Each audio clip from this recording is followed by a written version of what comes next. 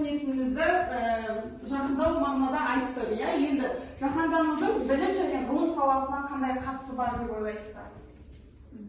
Даму, өзгеріс дегендердің білім саласына қандай қатысы бар? Мысалы, жаңа форматта оқу өтіп жатыр ғой, мысалы, біздің өзіміздің сабақ өтуімізде жаңа форматта болып жатыр. Дамып жатыр.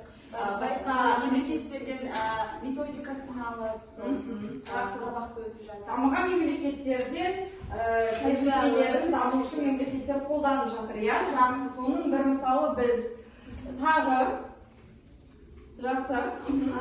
Бұрынғы жаңағы дәстүрлі сабақ пәндер ғана емес, жаңада пәндердің қосылуы глобализацияға байланысты деп ойлаймын. Мысалы, бұрындары жас оқушылар заң оқымайтын, бизнестің основаларын оқымайтын, ИКТ оқымайтын. Қазір оның барлығы қарапайым адамдар, оқушылардың дәстүрлі пәндеріне айналып кетті. Және шет елдерден келген технология деп ойлаймын. Қарапайым тақталарды пайдалану үшін біз ақпараттық технологиялардан сабақ оқимыз. Робототехникада дамып отыр бізде. Робототехникаға сол робототехникаға қызығушылық таныту. Енді бір айтасыз ба?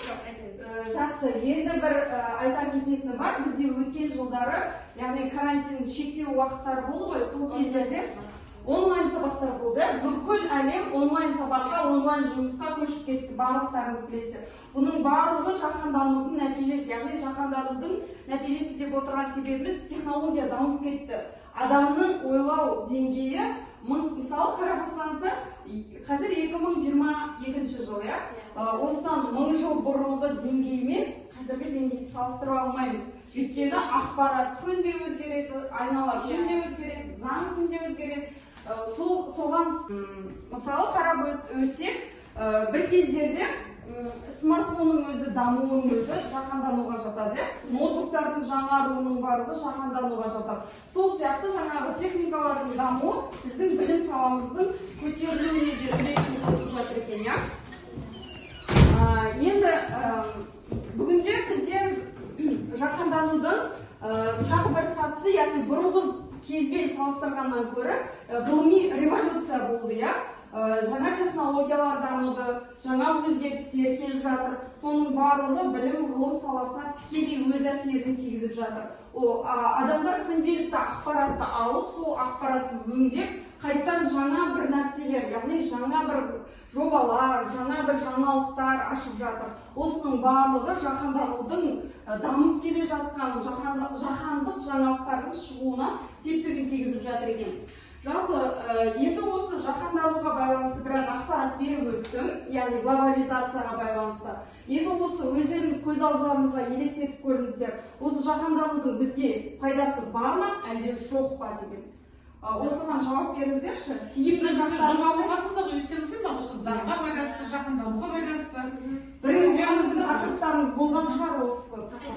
Жаһандаудың жақсы жақтары бар, жаман жақтары бар. Мысалы, жақсы жақтары біз бір орында тұрмаймыз, мысалы біздің еліміз алға қарай дамып келе жатыр. Бірақ жаман жақтарына мысалы, енді жаңа былай дейікші, жаман жақсы дейікші, қауіп төндіреді, қауіп қатер дейік осы локтаунда. Қауіп қатер дейміз ғой, сол сияқты. Мысалы, осы жастар жаһандануға тезірек үйренсе, мысалы, одан үлкен адамдар тез үйрене алмайды, мысалы, бейімделу. Мысалы, спортшыларды алсақ, мысалы, енді үлкен адамға түсіндіру қиындау болады. Жастарға қарағанда. Нені алсақ? Нені? Смартфондарды үйретуге. Смартфон айтасыздар. Функцияларын ба? Тиімсіз жағы деп ойлаймын мен өзім. Тиімсіз жағы осы екен. Енді тиімді жақтарына оралайық. Қақтың тиімді жақтары бар ма бізге? Тіл жағынан айтсақ, мысалы, мемлекеттік тіліміз жақсарып жатыр, және оны бірінші орынға қойып жатыр әр жерде. Және де ағылшын тілі бойынша да жақсы дамып келе жатыр осы жаһандану ішінде. Осыған байланысты Қазақстанда 3 тұғырлы тіл, яғни 3 тілді меңгеру дейді. Біз бірден ағылшын тілін үйренеміз, әрі біз жаһандық деңгейге көтерілеміз дейді. Сол үшін де біз осы жаһандануға ілесу үшін ағылшын тілін үйреніп жатыр екенбіз. Жақсы, келесі. Бізге дипломатия тұрғысында тұрғысынан да және де экономикалық тұрғысынан да көмегі бар деп ойлаймын. Жаһандану өйткені бізге пайдасы тиеді. Артарқымызда бір қалдырсам. Сөзін жауап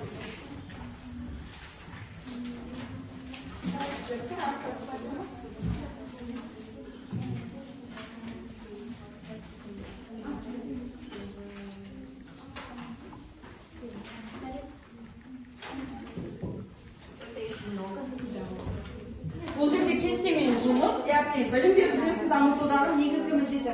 Кімге жетпей қалды? Жұптық жұмыс, бірігіп отырып істесеңіздер болады. Дамытудағы негізгі міндеттер. Не істеуге болады? Мысалы, мен мына жерде бір мысал келтірген білім беру нәтижелерінің сапасын арттыру. Сіздер жазуларыңыз мүмкін жаңа технологияларды қосу, немесе еркіндік беру, тағы қандай жаңартуларға, жаһандануға апаратындай нәрселер істеуге болады. Білім беру жүйесінде. Қажет болған ақпараттарды алу деген естілді.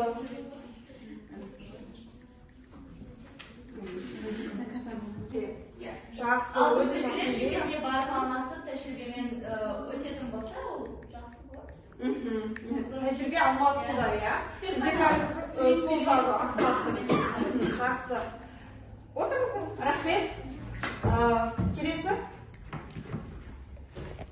Сабақтан теория жүзінде ғана емес, практика жүзінде өтсе, бір сыныпта 15 баладан артық бала оқымаса, артық сабақтарды алып тастаса, мысалы, еңбек деген сабақтар.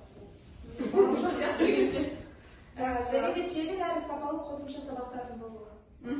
И өзім айтсам, айтыңыз, мұғалімдер жыл сайын психологиялық тест өткізсе.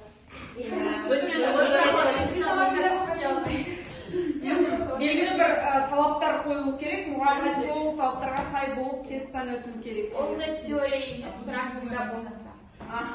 Негізінен қазірде көбісі, негізі бар, жаңа нәрселер көп, бірақ оның барлығы қағаз жүзінде қалып кетіп жатыр да, барған сіздердің заңдарыңыз сияқты. Қағаз жүзінде барлығы қалып кетіп жатыр. Негізі біз аламыз, бірақ оны іс жүзінде тарату қиынға соғып жатыр. Білмеймін, кімнің кесірі? Адамның санасына байланысты. Мүмкін оны жүзеге асыратын адамдардың санасына ма, әлде біз ол жүзеге асырып жатыр, біз қабылдамай жатырмыз ба, біз оны әлі күнге дейін білмейміз, түсінбейміз. Бізге просто бұрынғы қалыпта қалған комфортно, поэтому зона комфортына шығу қиын адамға әрине. Бүйтіп үйренісіп қалған дәстүр нәрсемен жүре берген жақсы ғой. Бірақ қазір жастардың арасында жаңашылдыққа, креативті ойлауға көп бейімділік бар. Мен соған қуанамын, мысалы, қазақ жастарының ішінде. Қазіргі оқып жатқан сіздер сияқты студенттердің. Қазіргі жастар бұрынғы сияқты емес, қазіргі жастар өзіне ұнайтын, ұнамайтын нәрсесін өте ашық жеткізеді. Ойларын ашық жеткізеді. Бұрынғыдай стереотип деген нәрсені өзіне ерекшелік бар. Яғни сондықтан да қазіргі заманның тез қарқынды дамып келе жатқаны да содан деп ойлаймын. Иә. Әлем